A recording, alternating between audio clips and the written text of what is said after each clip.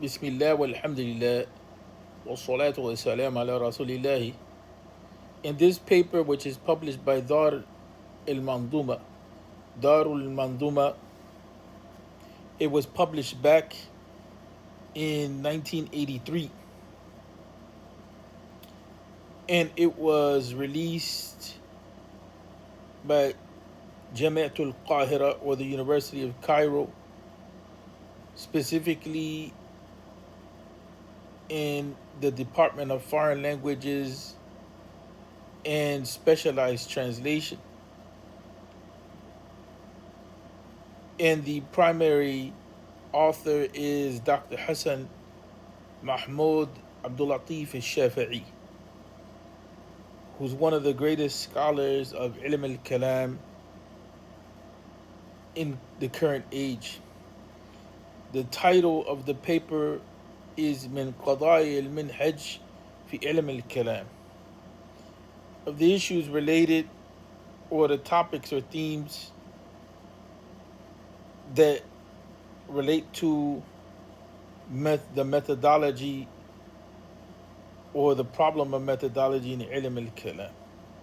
I wanted to pause for a moment and not going necessarily by the order of the piece, which is almost 50 pages, or we should round it to less. It's 43 pages. So it's about 40 pages. He talks about the role of the intellect in matters of aqidah, and he pauses for a moment to talk about the way of the Salaf. He says, أما السلف ومن له مزيد ارتباط بهم كالمحدثين والحنابلة والظاهرية فقد يظن بهم البعد عن استخدام العقل في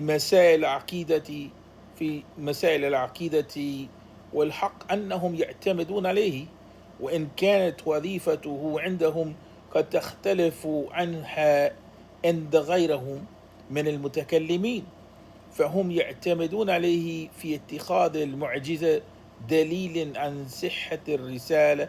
وقد مر بنا طرف من كلام العمة وأبي حنيفة خاصة.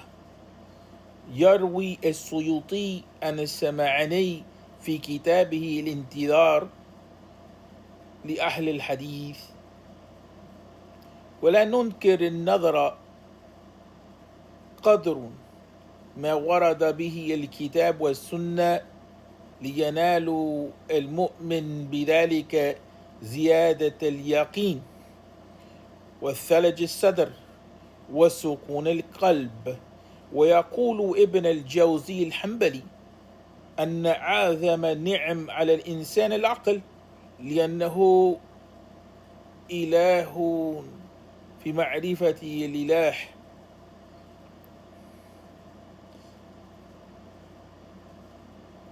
لأنه الإله في معرفة الإله، والسبب الذي يتوسل به إلى تصديق الرسل. وقد أشرنا آنفا إلى موقف ابن تيمية من ادعاء السلفية الذين يحتاجون فقط بالقرآن من حيث اختباره بالعقائد، ولا من جهة إثباته لها من البراهين العقلية مع احتوائه على كل ذلك، وهو قريب مما يقرره أبو يعلى والشاطبي وابن حازم. So here in this piece, he says, with regard to the Salaf and those that have an additional attachment to them, such as the scholars of Hadith, along with the Hanabila, along with the Zahiriyya. Indeed, some believe that they're distant from the use of the intellect in matters of aqidah, but the reality or truth is that indeed they rely upon it, but it's the employment of the intellect or the usage of reason, according to them, differs from that of other than them, such as the scholars of ilm al-kalam. Whereas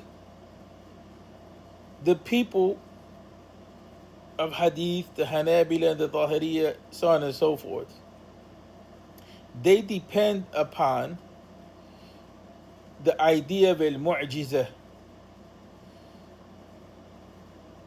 to prove the soundness of the prophethood or messengership of the prophets.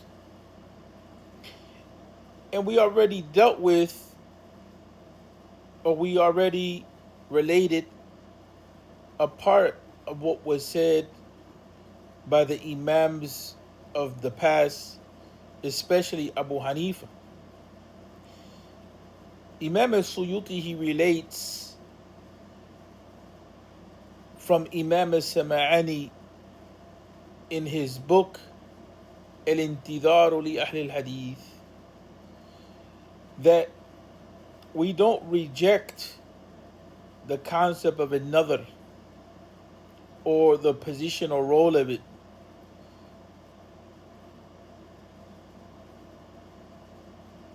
as it is related in the Quran and the Sunnah, that by way of it the believer attains to an increase in certainty, into a firmness of heart, into a tranquility of the inner self. And here it says al-qalb. Imam Ibn al-Jawzi al-Hanbali, he relates that of the greatest blessings given to the human being is the intellect. For indeed, it is the guide in the knowledge of God. And the reason by which one reaches an affirmation of the prophets or the messengers. Here's the messengers actually. And we did refer to in our past reflection to the position of Ibn Taymiyyah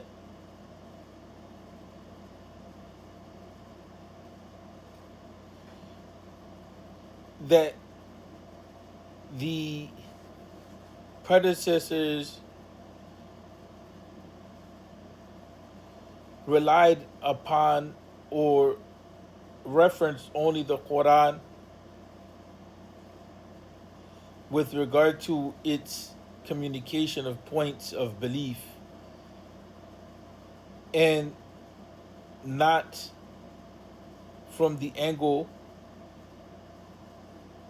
of its establishment, the Quran, or its establishment belief, by way of intellectual and rational proofs.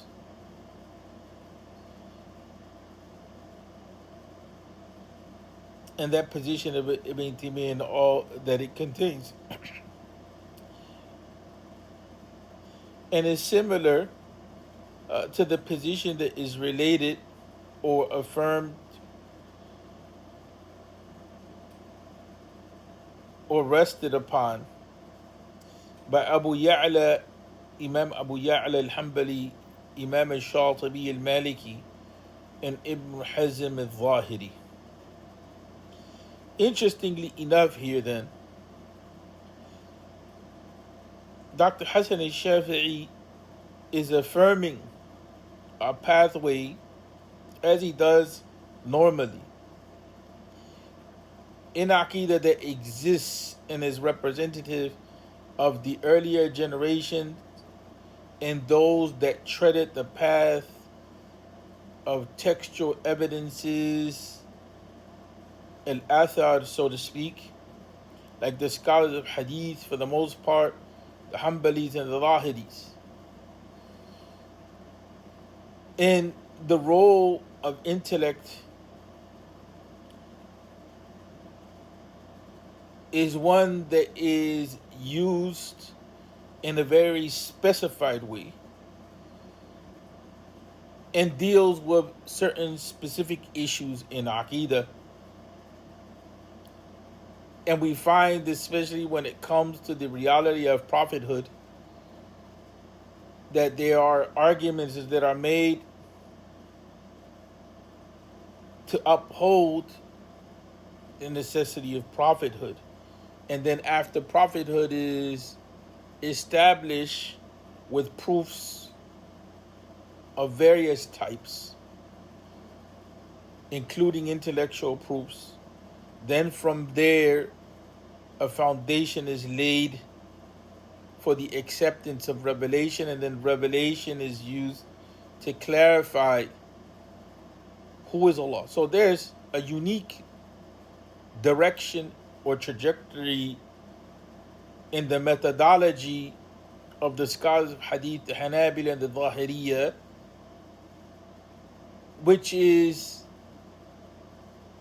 working to establish or clarify the way of the Sahaba. And it has a distinct nature that differs from the scholars of Ilm al-Kalam.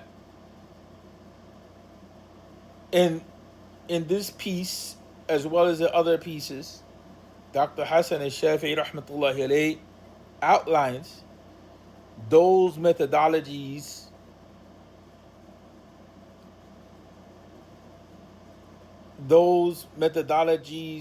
which were employed by various schools, such as the school that we just mentioned, also the school of the Kalamists in its different shades, the Mu'tazila, the Asharis, the Maturidis.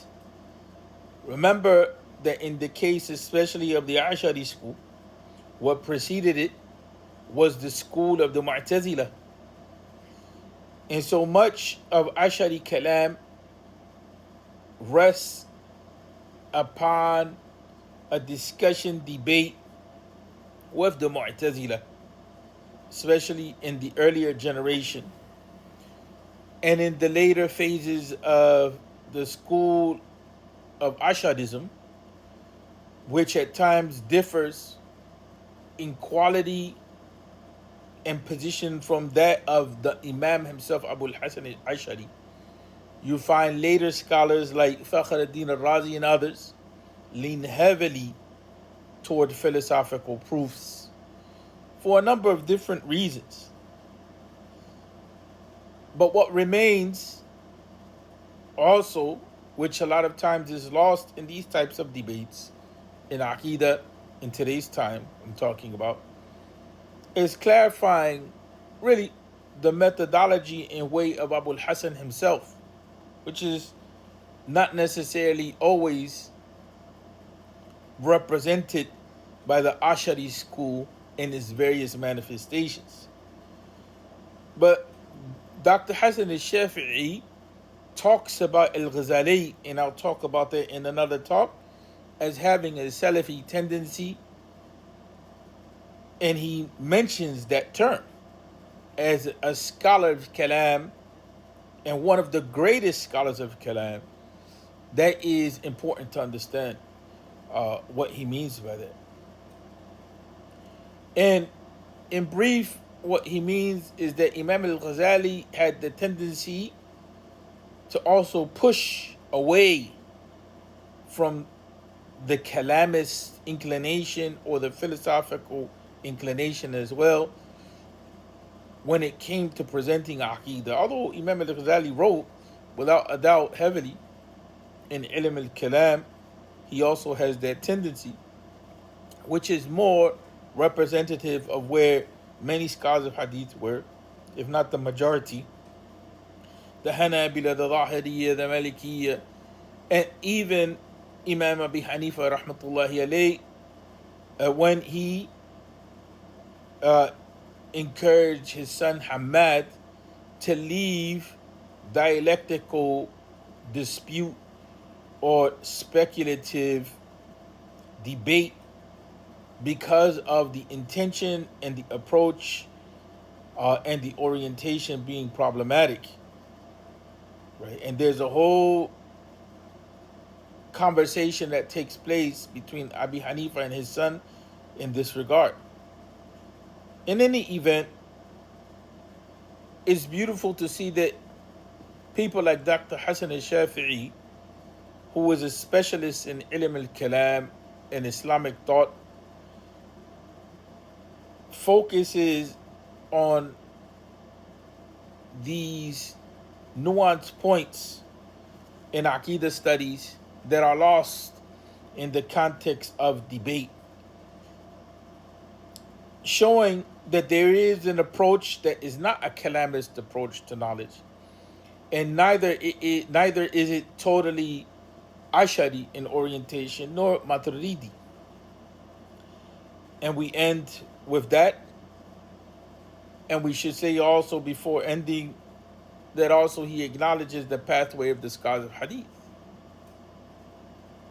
Dr. Ali al-Nashar also wrote a book on this, and Dr. Ali al-Nashar, his teacher was Sheikh or Dr. Abdul Razak, and Dr. Razak, Abdul Razak was considered to be the leading Ashari authority in his time. And Ali al-Nashar was one of his brightest students, a great scholar in his own right. He wrote a book outlining the idea of this school of Aqidah, and he gave some models, right? And he wrote it to clarify. He wrote on other things too, such as the methodologies of the thinkers of Islam, Manahij al-Mufakkiri al-Islami, which is an amazing book. It's a scholar's book. It's not just for the average student of knowledge. It's scholar's book. And he talks about the role of usul al-fiqh, and he talks about the role of kalam and other things. But in any event, we end on that note. Assalamu